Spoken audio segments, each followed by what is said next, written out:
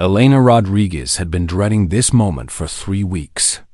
Not because she feared the challenge ahead, but because she knew exactly what kind of reception awaited her at the Precision Valley Shooting Complex outside Asheville, North Carolina. At 29, she'd learned that certain spaces came with unspoken rules about who belonged and who didn't. The morning air was crisp as she pulled into the gravel parking lot, her weathered Toyota Camry looking modest among the lifted trucks and tactical vehicles that dominated the spaces near the entrance. She'd deliberately chosen the earliest time slot available, hoping to avoid the weekend crowd, but several vehicles were already there, diesel engines still ticking as they cooled, gun cases being hauled from tailgates. She took a steady breath and lifted her rifle case from the trunk. The matte black hard case had seen better days, its corners worn from countless trips to ranges across 4 states. Inside lay her most prized possession, a custom-built .300 Winchester Magnum that had cost her nearly 8 months of savings from her current job at Peterson's Home Supply. Every component had been carefully selected and professionally installed: the hand-lapped stainless steel barrel, the precision-tuned bipod system, the custom stockwork that turned an already accurate rifle into something approaching perfection. What they didn't know was that this rifle had once been her lifeline in places where missing meant dying and taking others with you. The range office smelled of gun oil and burnt coffee. Behind the counter sat Marcus Hendricks, a middle-aged man who'd been processing shooters for over a decade. His eyes immediately found her through the window as she approached, and she watched his expression shift from boredom to barely concealed skepticism. "Morning," she said, setting down her case with deliberate care. "Elena Rodriguez. I have a reservation for lane 15. Marcus's fingers paused over his keyboard. "Lane 15? You sure about that number, miss?" His tone carried the patronizing patience of someone explaining something to a child. "That's our precision section. Most folks your age prefer the standard lanes. Less intimidating." "Lane 15, she repeated, her voice level. "Reserved under Rodriguez." He consulted his computer screen, his frown deepening. "Well, I'll be damned. You're down here for lane 15. He looked up at her again, taking in her worn jeans, her simple gray hoodie, her complete lack of tactical gear or military insignia.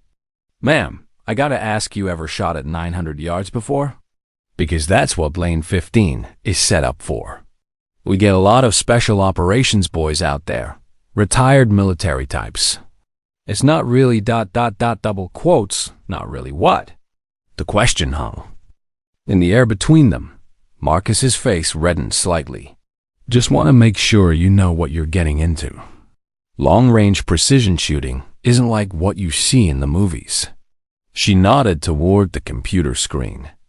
"The reservation shows I paid the premium rate for precision range access. I assume that includes the right to use the lane I reserved." "Well, yes, technically.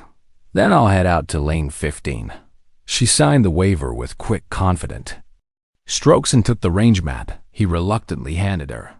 As she walked toward the firing line, she could hear voices carrying across the morning air. The precision section was already occupied by 3 shooters, their expensive equipment spread across shooting mats like small command centers.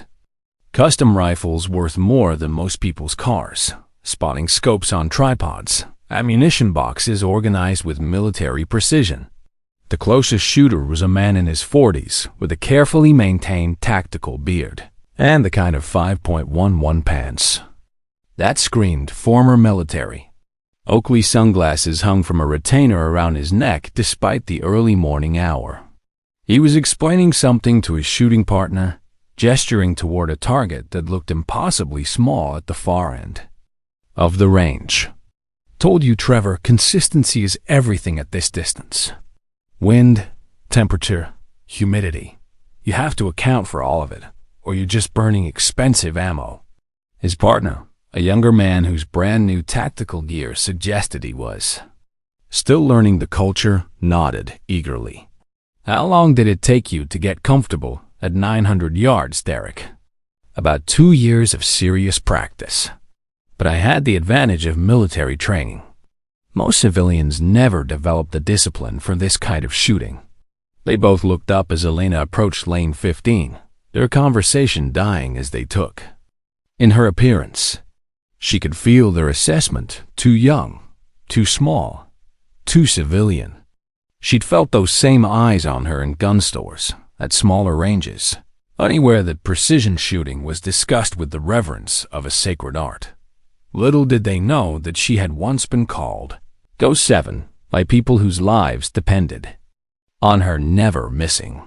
"Morning," she said politely, setting down her case at the shooting bench. "Morning," Derek replied, his tone neutral but his eyes curious. "First time at this range?" "First time at this particular facility," she began, unpacking her equipment with practiced efficiency. Trevor leaned over to whisper something to Derek, but his voice carried farther than he intended. "$10 says she's here for social media photos. You see how clean her case is? Probably never been used." Derek's response was quieter, but she caught fragments. ... Give her credit for trying ... And ... Lise, she's not wearing tactical gear. She doesn't understand. She focused on her setup, unfolding her shooting mat and arranging her ammunition case. The rifle case opened with a soft click, revealing the custom .300 Winchester Magnum nestled in precise foam cutouts. Despite her attempt to ignore the commentary, she couldn't help but notice the sudden silence from the adjacent lanes. Derek's voice carried a different tone, now professional curiosity mixed with surprise. "That's a serious piece of equipment." She looked up from adjusting her bipod legs. "It serves its purpose. Custom barrel work? Hand-lapped. Precision crowned. Bedded action." Her responses were brief but accurate, revealing knowledge that couldn't be faked. Trevor was staring openly now. "What kind of groups are you getting at 900 with that setup?" Before she could answer, a new voice cut across the morning. Well. Looks like we got ourselves a wannabe operator." The speaker was a tall man in his 30s. Clearly, the unofficial leader of whatever group had claimed the far end of the precision section. His tactical vest bore patches from various training courses. His rifle case was covered in stickers from ammunition manufacturers, and his voice carried the confidence of someone who'd never been challenged in this particular domain. "Let us stop you from getting your content, sweetheart," he continued, loud enough for everyone to hear. "But you might want to stick to the standard lanes for your photo shoot. This section is for actual precision shooting." The other shooters had gone quiet, watching the interaction with the uncomfortable attention of people witnessing a social mistake. Elena continued her equipment preparation, but her movements had become more deliberate, more controlled. What none of them could see was the muscle memory kicking in the same controlled breathing, the same methodical preparation that had once made her the most feared sniper in her unit. "Something wrong with your hearing?" the man pressed. "I'm trying to help you out here, save you some embarrassment." She looked up from her rifle, meeting his eyes directly. "I appreciate your concern, but I'll be fine with the lane I reserved. Your funeral. Just try not to waste too much ammo before you figure out you're in over your head." Derek shifted uncomfortably. "Come on, Blake. Let her shoot." Blake laughed. "Oh, I want to see this. Been a while since we had entertainment at the precision section." He turned to his shooting partner. $20 says she doesn't hit paper at 500 yards, much less 900. The morning that had started with simple anticipation was now charged with tension. Every eye in the precision section was on her, waiting to see whether she would defend herself, pack up and leave, or try to prove herself and fail spectacularly. Elena chambered a single round, settled into position behind her rifle, and began the slow process of finding her natural point of aim. Whatever happened next, she was committed to seeing it through. The steel target at 1,050 meters waited in the distance, seemingly impossibly small through her scope. Around her, the whispered conversations had stopped entirely. Even the morning breeze seemed to hold its breath.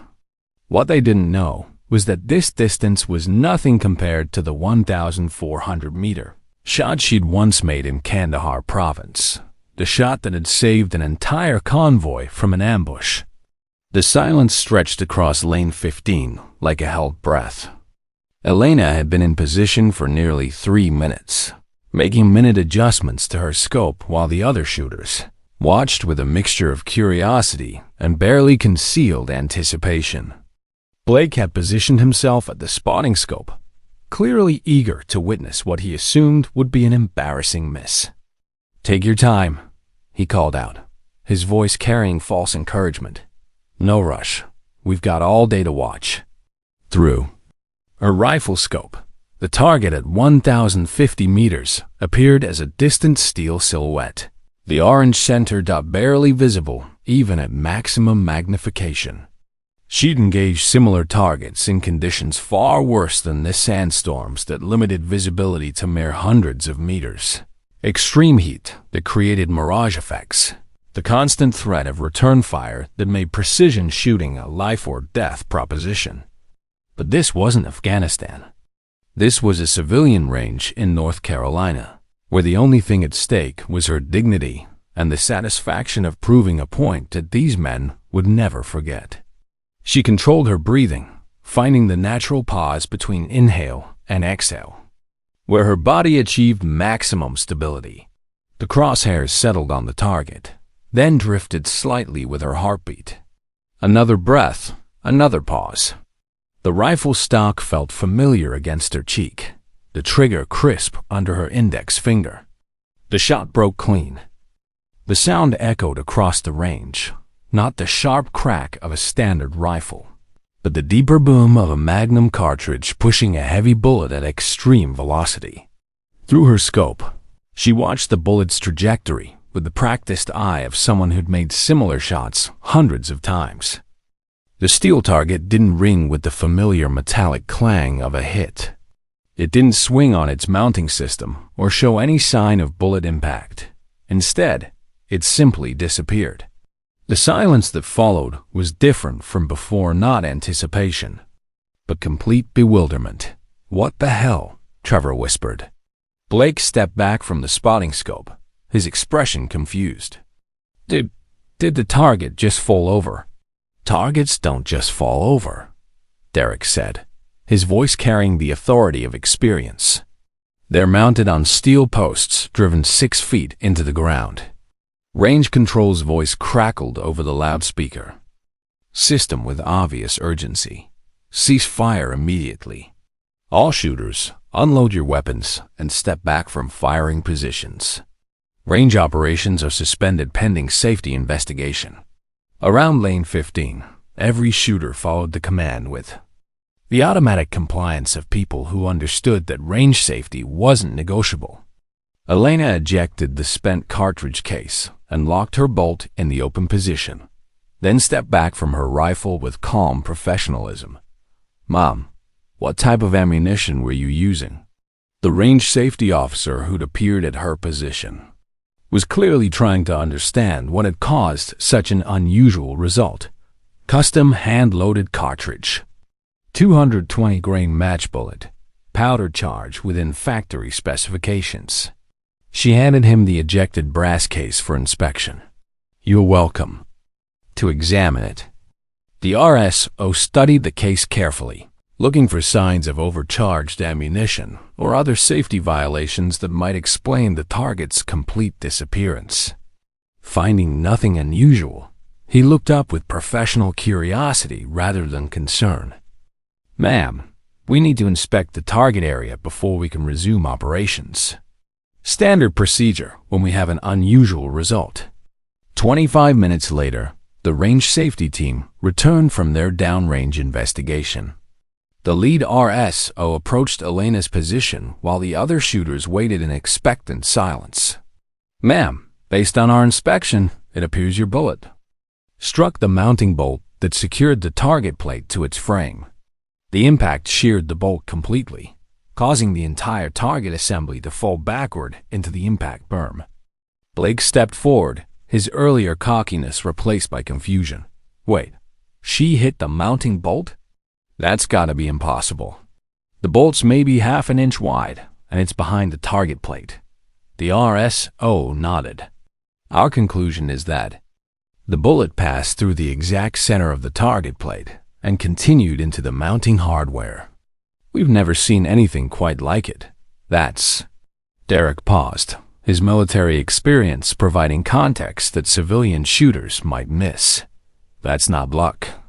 That's precision beyond what most people can achieve. Elena had remained silent throughout the investigation, but now she spoke with quiet confidence. The shot was intended to test the mounting system integrity.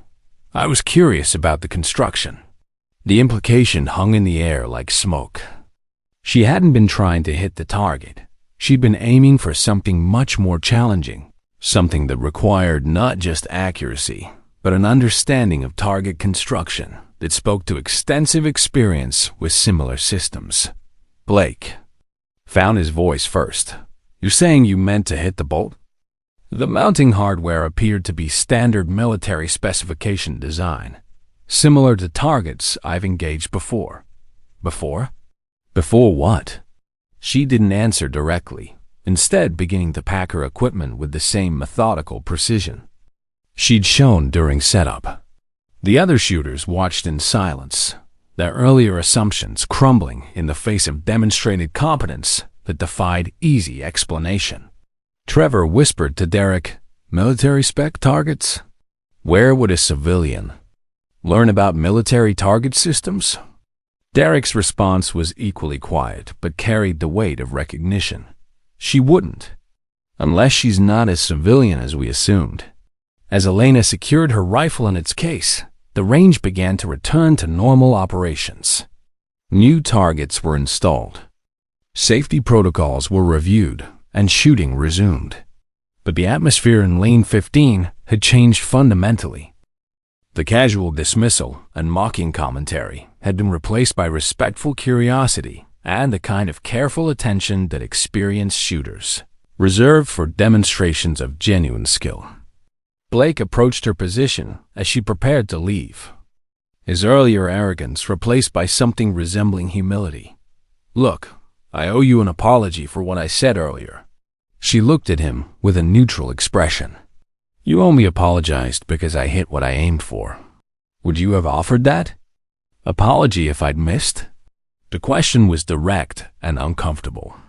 Blake hesitated, clearly recognizing the truth in her observation. "Probably not," he admitted. "Then maybe consider adjusting your assumptions before you see the results." She shouldered her rifle case and headed toward the parking lot, leaving behind a group of shooters who would spend the rest of the day trying to make sense of what they'd witnessed. But as she walked away, she could hear the whispered conversation starting up behind her, speculation about her background, her training, her identity. She'd successfully defended herself against their dismissive assumptions, but in doing so, she'd also raised questions that some of them wouldn't be able to let go.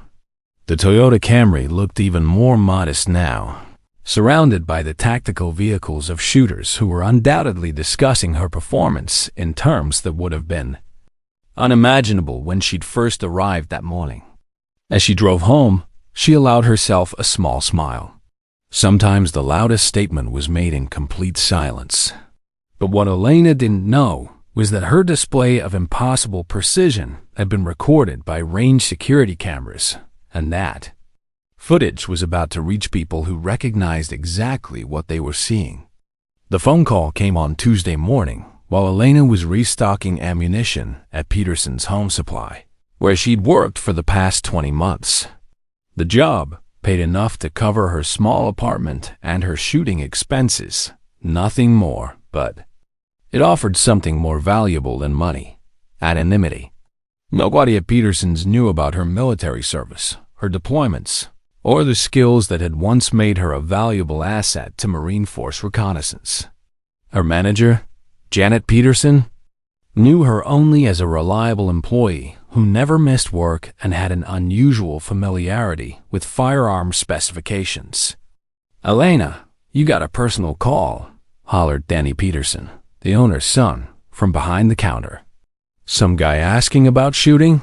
She frowned. Nobody called her at work, and certainly not about shooting. "Did he give a name?" "Said his name. Was Robert something. Sounded military, if you ask me." Her stomach tightened. She'd gone to great lengths to keep her past separated from her present life, using her civilian name instead of her military call sign, paying for range time in cash, avoiding any activities that might connect her to her service record. "Elena." "Rodriguez," she answered, keeping her voice neutral. "Ms. Rodriguez, this is Robert Patterson. I'm the senior range master at the Precision Valley Shooting Complex. We met briefly on Saturday during the safety investigation." She remembered him, the gray-haired range safety officer who'd examined her ammunition and supervised the target inspection. "What can I do for you, Mr. Patterson?" "Well, I'll be direct. Your shooting performance has generated quite a bit of discussion among our regular shooters. Several have inquired about your background and training. I prefer to keep my background private. I understand completely. But I have a situation I'm hoping you might help with." His voice carried the careful tone of someone making a delicate request. "We're hosting a precision shooting demonstration next month for a group of military recruiters and ROTC instructors. The original demonstration shooter has had to cancel due to a family emergency." Elena felt the familiar tension that came with any request that might expose her to official scrutiny. Elena felt the familiar tension that came with any request that might expose her to official scrutiny. "I'm not interested in public demonstrations. I understand your reluctance, but the payment would be substantial $6,000 for a 2-hour demonstration. And the audience would be limited to military personnel who understand the value of discretion." $6,000 represented more than 3 months of her hardware store salary. It was also exactly the amount she needed to replace the failing engine in her Toyota Camry. What would the demonstration involve? Standard precision shooting at various distances. 900, 1100, 1300 meters. Nothing beyond what you clearly demonstrated you're capable of. She was quiet for a long moment, weighing the risks against the opportunity. "I'll need to think about it, of course. But Ms. Rodriguez, I should mention word about your shot has spread beyond our facility. Some of the stories have become ... embellished. It might be beneficial to set the record straight with an official demonstration rather than letting rumors continue to grow." After she hung up, Elena sat in the break room staring at her lunch, without appetite. She'd worked so hard to build a quiet, anonymous life, and now a single shot had begun to unravel the careful separation she'd maintained between her past and present. The rumors Robert Patterson had mentioned were already starting to reach her. On Wednesday, a customer at the hardware store had asked if she was the woman who destroyed that target at the range. On Thursday, her landlord mentioned that someone had been asking neighbors about the tenant who shoots competitively. By Friday, she realized the situation was escalating beyond her control when she arrived at work to find a man in dress blues waiting in the parking lot. Master Sergeant William Hayes, according to the name tag on his uniform, was a Marine Corps recruiter whose presence at her workplace sent a chill down her spine. "Ms. Rodriguez, I wonder if I could have a word with you." "I'm not interested in rejoining the military, Sergeant. That's not why I'm here." His expression was serious, professional. "I'm here because your name has come up in some interesting conversations. Conversations that suggest you might be someone who served under a different designation." Her blood went cold. "I think you have me confused with someone else. Go 7. The call sign hung in the air between them like an accusation. That's what they called you during operations in Helmand Province. Overwatch support for Marine Force reconnaissance. 51 confirmed eliminations at distances exceeding 900 meters. The hardware store parking lot suddenly felt like a trap. I don't know what you're talking about. The shot you made last Saturday has been described by multiple witnesses. A precision strike on target mounting hardware at over 1,000 meters. That's not a skill set you develop as a hobby. Elena looked around the parking lot, suddenly aware of how exposed she was. What do you want? I want to understand why a decorated Marine sniper is working at a hardware store in North Carolina instead of using her skills in a capacity that serves her country. Maybe because some people just want to be left alone. Master Sergeant Hayes studied her face with the practiced eye of someone who'd spent years evaluating recruits and reading people under pressure. Ms. Rodriguez, your service record is exemplary. Your commanding officers described you as one of the most naturally gifted marksmen they'd ever worked with. Why are you hiding from that? I'm not hiding from anything. I'm living my life. Living your life working retail and shooting at civilian ranges when you could be training the next generation of military marksmen? When you could be part of something bigger than yourself? The conversation was heading exactly where she'd feared it would go. Every instinct told her to end it immediately, to walk away and hope that this scrutiny would fade over time. But Master Sergeant Hayes wasn't finished. Ms. Rodriguez, I'm not here to pressure you into rejoining. But I think you should know that your demonstration at the range has generated interest from people who understand the value of exceptional marksmanship. People who might be able to offer you opportunities that would make better use of your talents. What kind of opportunities? The kind that come with security clearances and compensation packages that make hardware store wages look like pocket change. She felt the walls of her carefully constructed anonymous life beginning to close in around her. The quiet existence she'd built was crumbling, and all because she'd decided to prove a point to some arrogant shooters at a civilian range. I need to get to work, of course. But Ms. Rodriguez, he handed her a business card. When you're ready to discuss your future, I hope you'll consider that some doors can only be opened once. And some opportunities don't wait for us to be ready. As she watched him drive away, Elena realized that her single shot at lane 15 had set in motion events that she could no longer control. The anonymous life she'd built was under threat, and she was going to have to decide whether to retreat further into hiding or face the exposure that was rapidly approaching. The business card felt heavy in her pocket as she walked into Peterson's Home Supply to begin another day of restocking ammunition and mixing paint, knowing that each customer who looked at her a little too long might be someone else, who'd heard the stories about the woman who'd made an impossible shot. Her phone buzzed with a text message from an unknown number. Saturday, lane 15, 0800. Come alone if you want answers. The message wasn't signed, but somehow she knew that her quiet days at the hardware store were numbered. Saturday morning arrived gray and humid, with the kind of oppressive heat that made even experienced shooters uncomfortable. Elena had barely slept, turning over the anonymous text message in her mind while trying to decide whether showing up at lane 15 was brave or foolish. She arrived 30 minutes early, hoping to scope out the situation before committing to whatever confrontation awaited her. The parking lot was nearly empty, just two vehicles she didn't recognize and a familiar pickup truck that belonged to Robert Patterson, the range master. Lane 15 was occupied by a single shooter she didn't immediately recognize.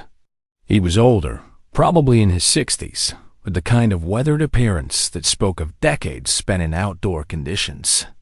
His equipment was professional but understated expensive, gear that prioritized function over appearance.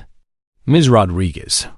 He looked up from his rifle as she approached, his voice carrying an authority that made her military instincts snap to attention. "Thank you for coming. You sent the text?" "I did. Please, have a seat." He gestured to the shooting bench beside his position. "We have some things to discuss." She remained standing, every instinct telling her to maintain mobility and keep her options open. "Who are you?" "Colonel James Morrison, United States Marine Corps, retired. I was your commanding officer during your deployment to Helmand Province in 2019. The name hit her like a physical blow. Colonel Morrison had been the Marine Force reconnaissance commander who'd assigned her to overwatch positions during some of the most dangerous missions of her deployment. He'd also been the officer who'd signed off on her medical discharge after the incident that had ended her military career. "Colonel." She stood straighter automatically, years of military discipline asserting themselves despite her civilian clothes. "At ease, Ghost 7. We're both civilians now." His smile was brief but genuine. "Though I understand you've been making quite an impression on the local shooting community. How did you find me?" "Your demonstration last Saturday generated interest in certain circles. When word reached me that someone matching your description had made a precision shot targeting mounting hardware at long range, I made some inquiries." She felt exposed, vulnerable in a way she hadn't experienced since leaving the military. "What do you want?" "I want to offer you an opportunity. But first, I need to understand why one of the most naturally gifted snipers I've ever commanded is working at a hardware store instead of putting her skills to better use." The question she'd been dreading had finally arrived. "I left the military for a reason, Colonel. Multiple reasons. The incident in Helmand Province." The words brought back memories she'd spent years trying to suppress. The mortar attack that had killed 3 Marines in her Overwatch team.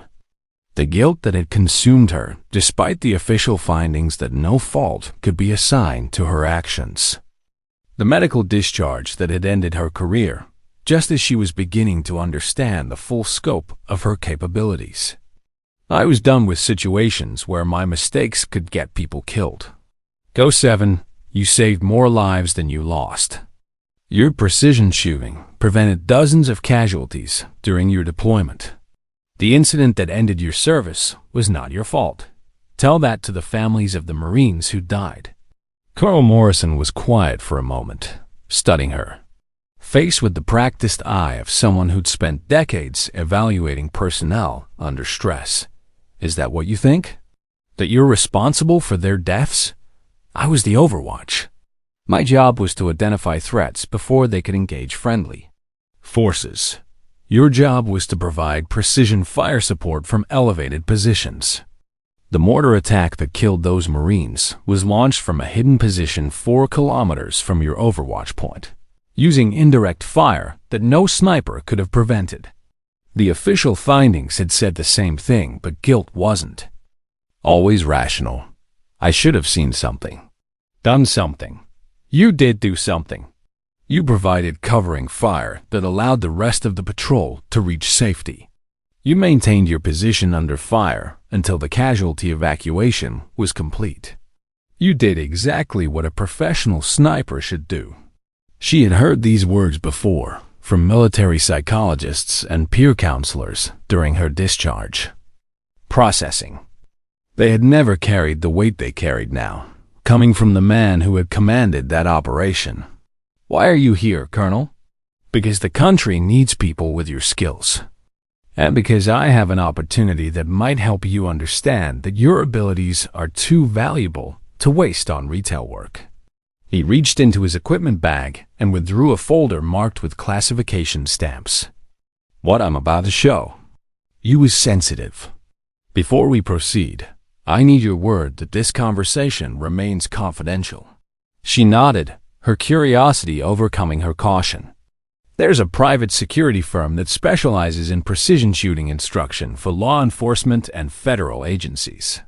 They're looking for a lead instructor, someone who can teach advanced marksmanship to people whose lives depend on making the shot when it matters. The folder contained a job description that made her hardware store wages look like pocket change. More importantly, it described work that would allow her to use her skills to save lives rather than take them. Teaching instead of operational. Work? Exclusively. No deployments, no combat operations. Just passing on your knowledge to people who need it.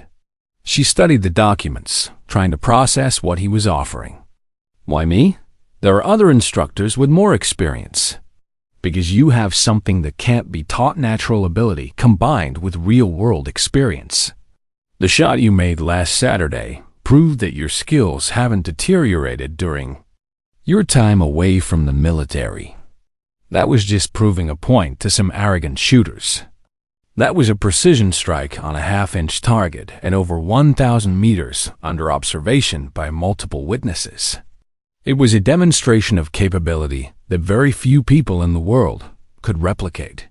The offer represented everything she'd thought she wanted when she'd left the military: good pay, respect for her skills, work that mattered. But it also meant stepping back into a world she'd tried so hard to leave behind.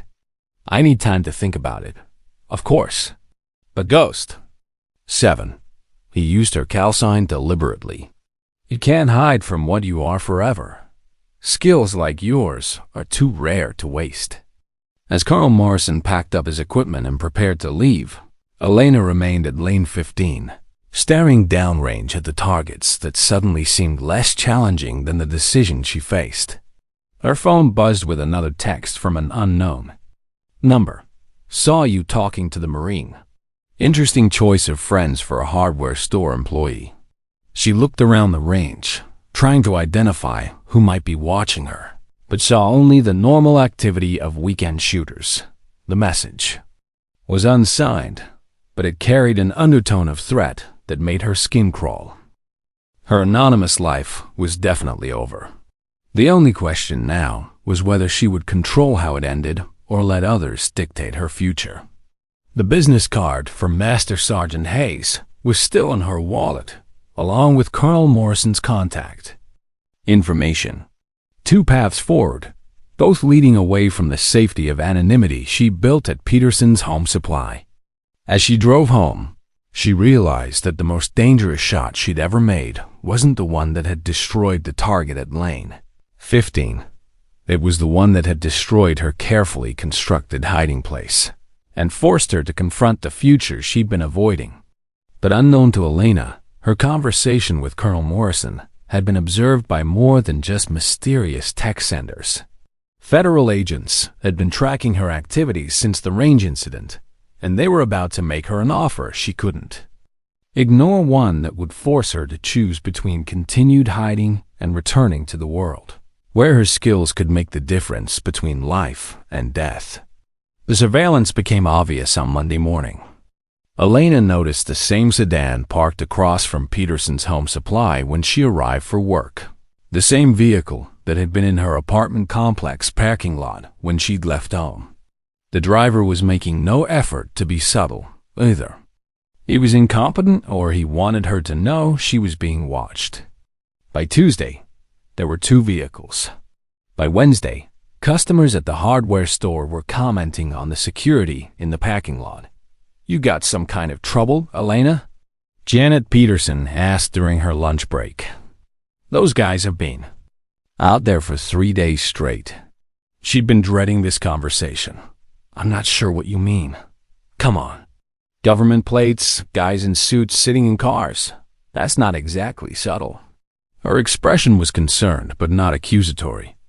Look, I don't know what kind of situation you're in, but if you need help, I appreciate that. But I think I need to handle this myself. That afternoon, she made her decision. Instead of walking to her car after work, she approached the sedan that had been maintaining surveillance. The driver rolled down his window as she approached, revealing a man in his 30s, wearing the kind of conservative suit that screamed federal agent. Ms. Rodriguez, Agent Davidson, Federal Bureau of Investigation. He showed his credentials with practiced efficiency. I wonder if we can have a conversation. About what? about your military service record and some inconsistencies we've discovered. Her stomach dropped. What kind of inconsistencies? The kind that suggests someone has been very careful to obscure their true identity and background. Would you prefer to discuss this here or somewhere more private? 20 minutes? Later, they were sitting in a coffee shop near downtown Asheville. Agent Davidson had been joined by a woman who introduced herself as Agent Lisa Park, also FBI. Both agents carried themselves with the professional confidence of people who were used to asking uncomfortable questions and getting honest answers. Ms. Rodriguez, according to our records, you were medically discharged from the Marine Corps in 2020 following an incident in Afghanistan. Your discharge paperwork lists chronic back injury as the reason for your separation from service. That's correct. However, military personnel who witnessed your shooting demonstration last Saturday have described capabilities that seem inconsistent with someone suffering from a chronic back injury. She remained silent, waiting to see where this was leading. Agent Park leaned forward slightly. We've also discovered that your current identity was established shortly after your discharge from the military. New driver's license, new address, new employment history. Someone went to considerable effort to help you disappear. I wanted privacy after my service ended. That's not illegal. No, it's not. But it does suggest that someone with your background and skills was intentionally trying to avoid detection. The question is why? Agent Davidson opened a folder and placed several photographs on the table. They showed her at various shooting ranges over the past 2 years, captured by security cameras or taken by other shooters. Someone had been tracking her activities far longer than she'd realized. We've been watching you for 20 months, he admitted. Initially, our investigation focused on possible connections to illegal arms trafficking. A person with your skills maintaining a low profile while frequenting shooting ranges raise red flags. I'm a civilian who enjoys target shooting. Since when is that suspicious? Since that civilian demonstrates the ability to make precision shots that only a handful of people in the world can replicate. Your performance last Saturday convinced us that you're not involved in anything illegal, but it also raised new questions. Agent Park pulled out another folder, this one thicker than the first. We've been reviewing your military records, and there are some gaps that don't match your official discharge documentation. Elena felt the careful facade she'd maintained beginning to crumble. What kind of gaps? Operations that appear in classified mission reports, but don't appear in your official service record. Deployments that lasted longer than your discharge. Paperwork indicates commendations for actions that aren't reflected in your personnel file. The agents were fishing, but they were fishing in waters that contained information she couldn't afford to have exposed. Her actual service record was considerably more extensive than her official discharge papers indicated, and some of the operations she'd supported were still classified at levels that would never be declassified in her lifetime. I served where I was assigned and did what I was ordered to do. We believe that's true, but we also believe that your actual service was more extensive than your official records indicate. Agent Davidson's tone became more direct. Ms. Rodriguez, we're not here to expose classified operations or compromise national security. We're here because we need to understand who you really are and what you're really capable of. Why? Agent Park and Agent Davidson exchanged a look that suggested they'd reached the real purpose of their investigation. Because we have a situation that requires someone with very specific skills, Agent Park said. Someone who can make precision shots. Under pressure, someone with operational experience, and someone who can maintain operational security. I'm not interested in government work. Hear us out. We're not talking about military deployment or combat operations. We're talking about a domestic law enforcement situation that requires capabilities that very few people possess. Agent Davidson pulled out a tablet and showed her satellite imagery of what appeared to be a compound in a rural area. 4 weeks ago, a domestic extremist group took 14 hostages at a remote facility in Montana. The situation has been contained, but attempts at negotiation have failed. And you want me to do what exactly? We want you to provide Overwatch support for a tactical team that will attempt to resolve the situation. The compound is situated in terrain that requires precision shooting at distances exceeding 1,200 meters. Our current snipers are good, but the margin for error is essentially zero. Elena stared at the satellite imagery, her mind automatically analyzing fields of fire, wind patterns, and potential shooting positions. Despite her determination to stay away from operational work, her tactical instincts were still sharp. What makes you think I'd be interested in this? Because 14 innocent people are going to die if we can't resolve this situation properly. And because you have skills that could save their lives. The weight of the request settled over her like a familiar burden. She'd spent years trying to escape the responsibility that came with exceptional marksmanship, but the agents were offering her something different, a chance to use her abilities to protect innocent lives rather than take enemy ones. I need time to consider this.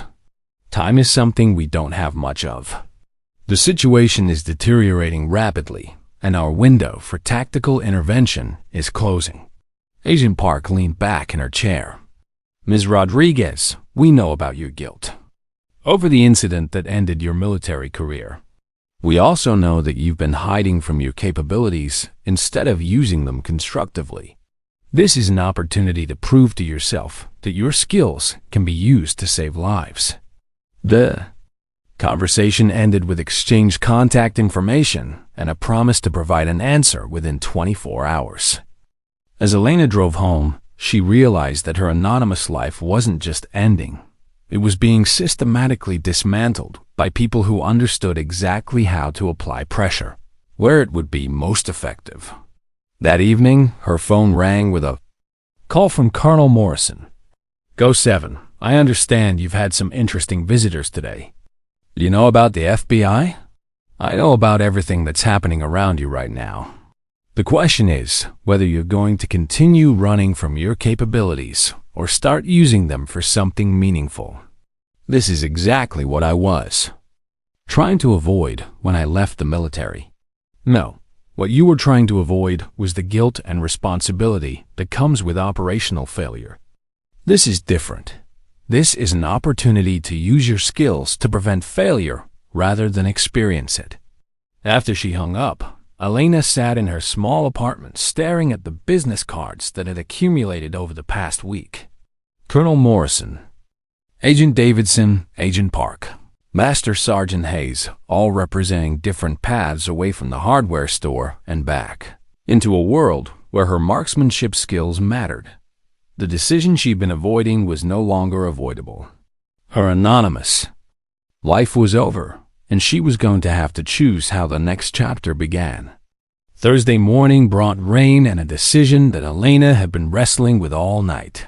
She'd called in sick to Peterson's Home Supply the first time. She'd missed work in 20 months and spent the early hours cleaning her rifle with the meticulous care of someone preparing for something important. The FBI agents had requested an answer by noon. Colonel Morrison had left 2 voicemails offering additional information about the private contracting position. Master Sergeant Hayes had sent another text about opportunities that don't wait. At 11:47 a.m., she called Agent Davidson. I'll provide Overwatch support for your operation, but I have conditions. Name them. This is strictly a one-time consultation. No ongoing relationship with federal law enforcement. No recruitment attempts. When this operation concludes, I go back to my civilian life without further interference. Agreed. Can you be ready to travel within 6 hours? I'll need my own rifle and ammunition.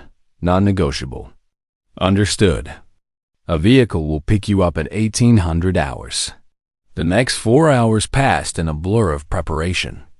She packed her gear with the systematic efficiency she'd learned during military deployment, checked and rechecked her rifle, and organized ammunition that she'd hand-loaded to her exact specifications.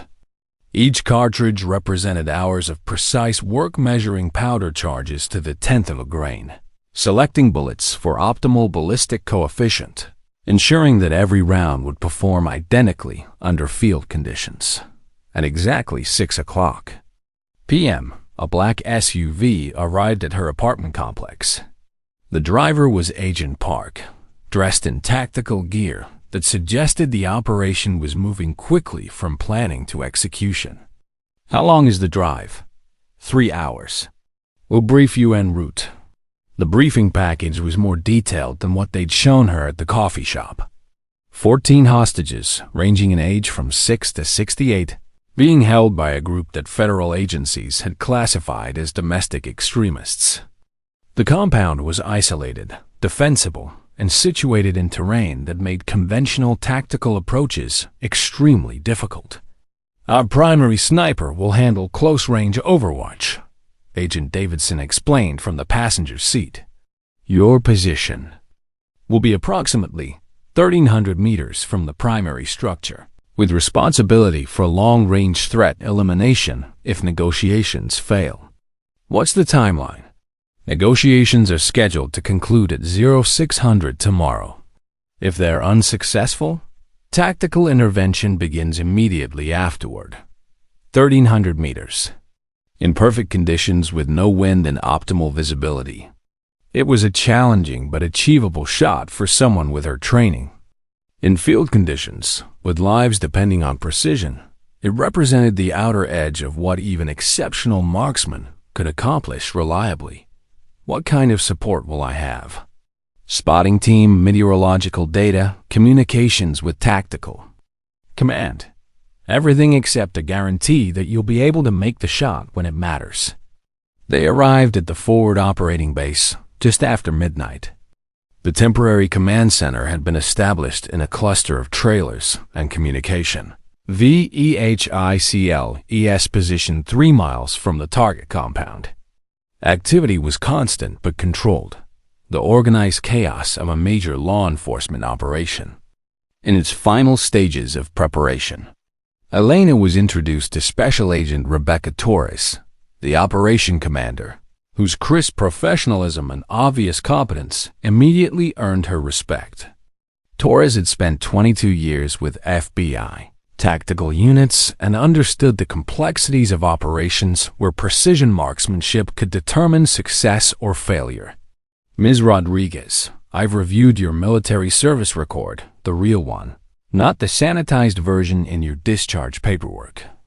Your capabilities are exactly what this operation requires. What's the tactical situation?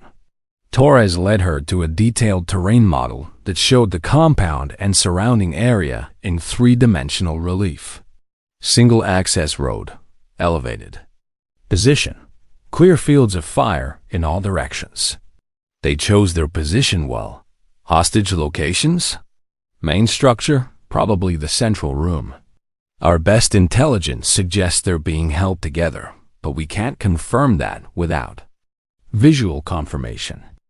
Rules of engagement? Preserve hostage life at all costs. Minimize use of force consistent with mission success. Your primary responsibility is threat elimination only if hostages are in immediate danger. At 0300 hours, Elena was inserted into her overwatch position by a team that moved through the darkness with practiced stealth. The shooting position had been prepared by advanced scouts, concealed hide that provided clear lines of sight to the compound while offering protection from observation and return fire. Her spotting team consisted of Agent Michael Ryan, whose 16 years of tactical experience included multiple precision shooting operations, and Sergeant Jennifer Collins, a Marine Corps sniper whose role was to provide backup assessment and communication with the tactical command. Target structure is 1,340 meters, Agent Ryan reported through his spotting scope. Wind is variable, currently 3 to 5 miles per hour from the southwest. through her rifle scope. The compound looked almost peaceful in the pre-dawn darkness. Solar-powered security lights illuminated the main structure, and she could see movement in several windows that suggested the occupants were awake and alert. At 0530 hours, her radio crackled with an update from Tactical Command. Overwatch, negotiations are failing. Subjects are becoming increasingly agitated. Prepare for possible tactical intervention. Copy. Tactical Command. Overwatch is ready. At 0547 hours, everything changed. Overwatch, we have movement in the main structure. Subjects appear to be preparing to harm hostages. You are cleared to engage if you have a clear shot. Through her scope, she could see figures moving inside the building. One man appeared to be holding what looked like a weapon, positioned near a group of people who were almost certainly the hostages. Overwatch has visual on potential target. Standing by for confirmation of hostile intent. Overwatch, hostages are in immediate danger. You are cleared to engage. The shot was everything she'd trained for and everything she'd tried to escape. 1,300 meters, variable wind, innocent lives depending on precision that had to be perfect the first time. She controlled her breathing, found her natural point of aim, and settled into the zone of absolute concentration that separated exceptional marksmen from everyone else. The crosshairs found their target, and she began the slow, steady trigger press that would determine whether her skills could save lives instead of taking them. The rifle bucked against her shoulder with familiar authority.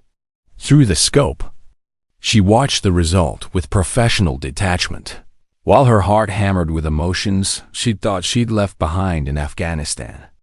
Target down. Hostile eliminated. What followed was controlled chaos as tactical teams moved on the compound while she maintained Overwatch, ready to engage additional threats if they materialized. But her single shot had been sufficient. Remaining subjects surrendered without resistance when confronted by tactical teams, and all 14 hostages were recovered unharmed. The extraction from her Overwatch position came 2 hours after the compound had been secured. But Elena's mind was still locked in the focused concentration that had guided her shot. Agent Ryan had confirmed the hit through his spotting scope. Clean elimination that had saved 14 lives and ended the standoff without additional casualties. Outstanding shooting, he said as they packed up the equipment. Textbook precision under pressure. She nodded silently, her emotions still processing what had just occurred. The shot had been successful, the hostages were safe, and she'd proven to herself that her skills could be used to protect innocent lives rather than take enemy ones. But she'd also stepped back into a world she tried so hard to leave behind. The debriefing took place in the command trailer while tactical teams finished processing the compound. Special Agent Torres reviewed the operation with the systematic thoroughness of someone who understood that successful missions required careful analysis to identify lessons learned and areas for improvement. Ms. Rodriguez, your precision shooting was the key factor in resolving this situation without hostage casualties. The subject you eliminated was in the process of threatening a child when you engaged. Your shot prevented what would have been a tragic outcome. The weight of that information settled over her like a familiar burden. She'd saved a child's life with a single shot at 1,300 meters, the kind of precision that validated years of training and deployment experience. What happens now? Now you return to your civilian life, as agreed. But I hope you'll consider that your capabilities are too valuable to waste in retail work. Agent Davidson handed her a folder containing official documentation of her role in the operation. This letter confirms your status as a federal law enforcement consultant for this specific mission. It also includes a recommendation that you be considered for future operations requiring similar expertise. I thought we agreed this was a one-time consultation. It was. But nothing prevents us from requesting your assistance again if similar situations arise. The drive back to North Carolina passed in contemplative silence. Agent Park respected her need to process what had occurred without pressure for immediate decisions about her future. But as they approached Asheville, the agent did offer one observation. "Ms. Rodriguez, you saved 14 lives today.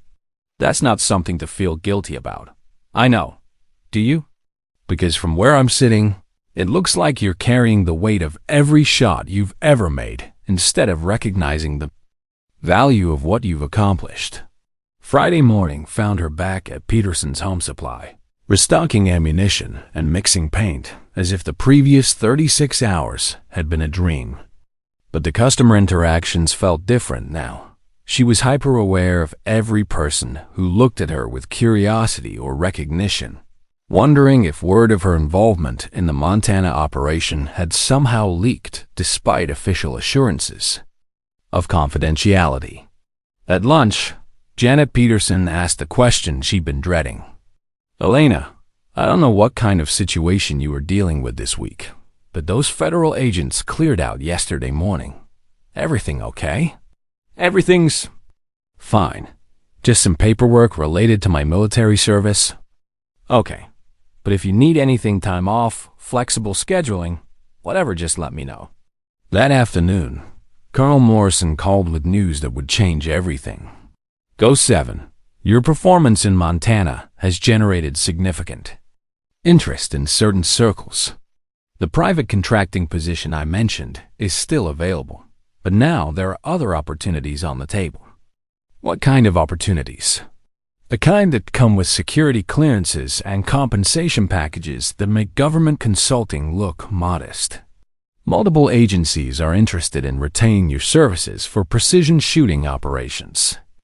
"I fulfilled my obligation to the FBI. I'm done with operational work. Are you?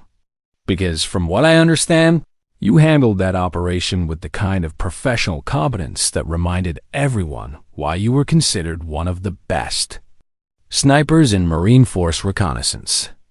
The conversation continued for 20 minutes, with Colonel Morrison outlining opportunities that range from instructor positions to operational consulting roles. Each option offered better compensation and more interesting work than her current situation, but all of them required her to abandon the anonymous life she'd built at Peterson's Home Supply. "I need time to consider everything, of course. But go 7. You've proven to yourself that your skills can save lives. Don't waste that realization by retreating back into hiding." That evening, Elena sat in her apartment cleaning her rifle while reviewing the documentation from the Montana operation. The official letter described her role in clinical, professional language that conveyed the importance of her contribution without revealing operational details that remained classified. Her phone buzzed with a text message from an unknown number. "Outstanding work in Montana. Ready to discuss your future?" She stared at the message, realizing that her involvement in the operation had been observed by people she hadn't known were watching.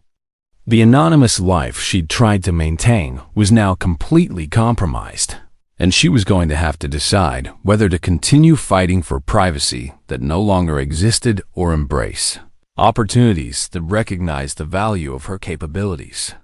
The business cards from Colonel Morrison, Agent Davidson, and Master Sergeant Hayes were arranged on her kitchen table like a hand of cards that would determine her future. Each represented a different path away from Peterson's Home Supply and toward work that would make use of her training and experience. Saturday morning brought one final decision point. A knock on her apartment door revealed a woman in her 40s, wearing the kind of conservative business suit that suggested federal employment at a high level. "Ms. Rodriguez, I'm Director Susan Walsh, FBI Counterterrorism Division. I wonder if we could discuss your future with the Bureau." Director Walsh's presence in Elena's modest apartment carried the weight of authority that came with decades of federal law enforcement experience. She moved through the small space with the confident assessment of someone accustomed to evaluating people and situations quickly and accurately. Ms. Rodriguez, your performance in Montana was extraordinary, but it also raised questions about why someone with your capabilities is working retail instead of serving in a capacity that makes use of your training. I chose civilian life for reasons that seemed important at the time. And those reasons were? Elena found herself explaining her guilt over the incident that had ended her military career, a desire to escape the responsibility that came with precision marksmanship, and her attempt to build an anonymous life where her past wouldn't define her future. Director Walsh listened without interruption, her expression revealing neither judgment nor sympathy, just professional assessment of information that would inform whatever decision had brought her to this apartment. Ms. Rodriguez, I've reviewed your complete military service record, including operations that remain classified. I've also reviewed the FBI's investigation of your civilian activities and your performance during the Montana operation. Based on that review, I'm prepared to offer you a position that addresses the concerns that drove you away from government service.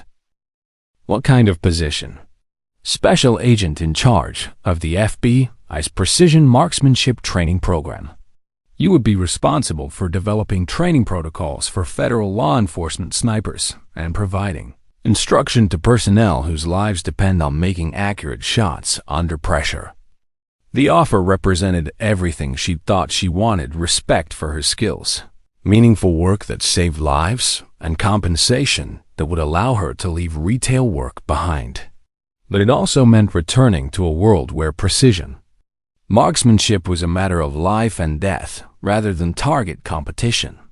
Why me? Because you have something that can't be taught: natural ability, combined with operational experience and the judgment that comes from understanding the consequences of precision shooting. The Montana operation proved that you can perform under pressure while maintaining the ethical standards that federal law enforcement requires. Director Walsh placed a folder on the kitchen table. This position would be based at Quantico, with travel required for training operations and occasional consultation on tactical situations requiring specialized expertise.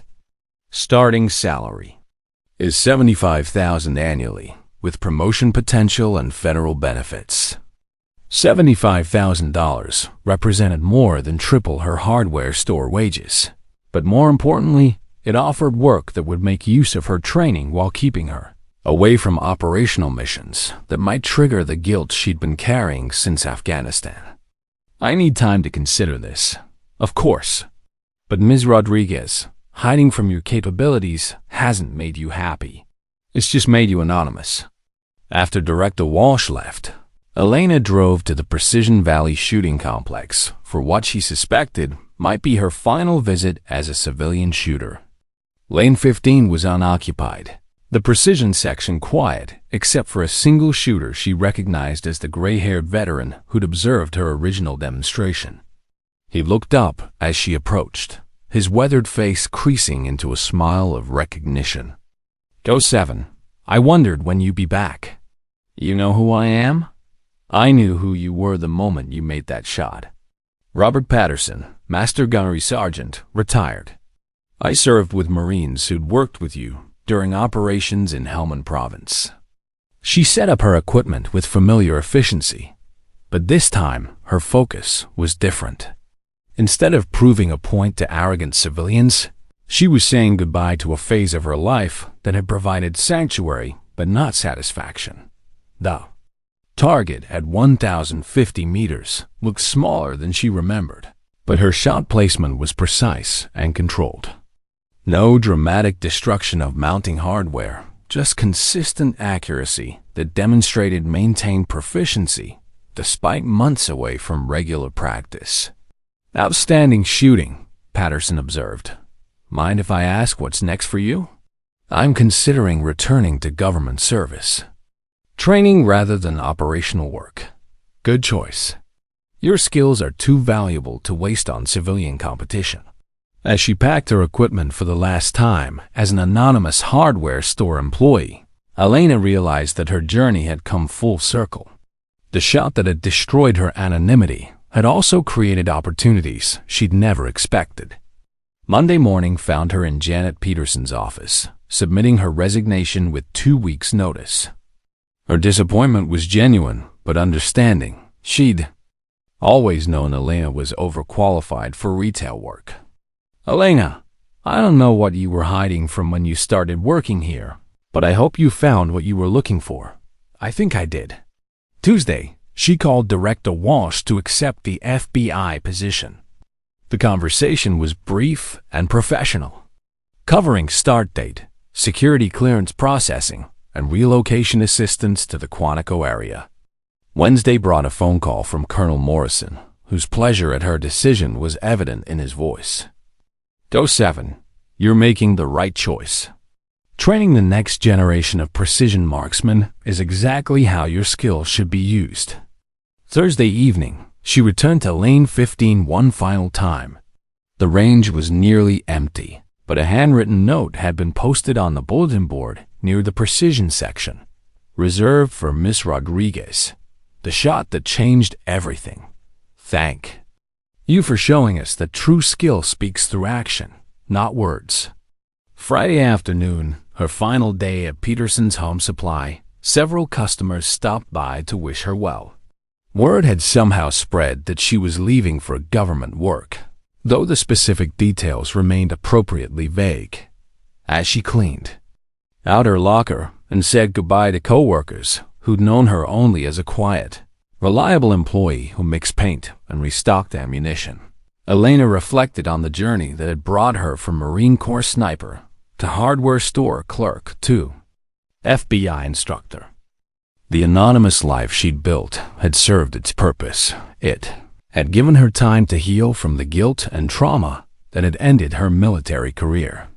But it had also shown her that hiding from her capabilities wasn't the same as finding peace with them. 6 weeks later, she stood in front of her first class of FBI sniper trainees at Quantico, wearing federal agent credentials that bore her real name and civilian title. The students were experienced law enforcement officers whose lives would depend on the precision shooting skills she was there to teach. "Good morning. I'm Special Agent Elena Rodriguez, and I'll be your primary instructor for advanced precision marksmanship. Before we begin, I want you to understand that everything we'll cover in this course has one purpose: saving innocent lives through precise ethical application of marksmanship skills." She paused, looking at each student with the direct gaze of someone who understood the weight of what they were learning. Precision shooting isn't about proving how skilled you are. It's about being prepared to make the shot that matters when everything depends on getting it right the first time. The morning's first exercise took place at the 1,200-meter range, where steel targets waited to test the students' capabilities.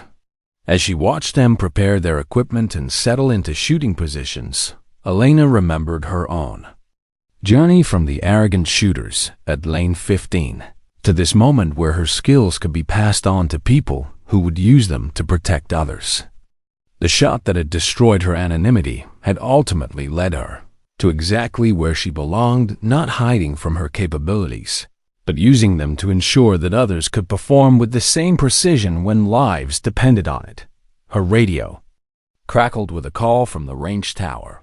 "Agent Rodriguez, all students are ready. You may commence instruction." "Copy. Range control. Precision marksmanship training is now in session." As the first student took aim at the distant target, Elena smiled. She'd finally found the balance between honoring her skills and finding peace with their application. The guilt that had driven her to Peterson's Home Supply had been replaced by purpose that made every precise shot a victory for the innocent lives that depended on accurate marksmanship. The woman who'd once been called Ghost 7 had found her way home. 2 years later, a Precision Valley shooting complex installed a permanent plaque at Lane 15. The inscription was simple but profound, dedicated to all who understand that true precision speaks softly and aims carefully. Excellence doesn't announce itself, it performs when it matters most. Below the plaque, Range management maintained a reservation policy that had become legendary among precision shooting enthusiasts. Lane 15 remained available for monthly booking by a federal instructor whose identity was known to very few, but whose reputation had become part of the facility's permanent culture. Visitors often asked about the woman whose single shot had shut down the range for safety checks, not knowing that she continued to visit regularly, no longer as an anonymous civilian seeking to prove a point, but as a federal agent whose precision shooting instruction had saved countless lives through the students she'd trained. The stories that circulated among shooters had grown in the telling, but the truth was simpler and more powerful than any legend. Sometimes the most dangerous person on the range is the one who speaks least about their capabilities, and sometimes the most important shot is the one that proves precision can be used to protect rather than destroy. Special Agent Elena Rodriguez had learned that hiding from excellence wasn't the answer to guilt. Using excellence to serve others was. And Lane 15 would forever remain a reminder that true skill doesn't need to announce itself because it speaks clearly through performance when everything depends on getting it right. If you enjoyed this story, don't forget to hit the subscribe button and become a part of our Everyday Life Stories community. Where are you watching from? Drop a comment below. We love hearing from our amazing viewers around the world. The end.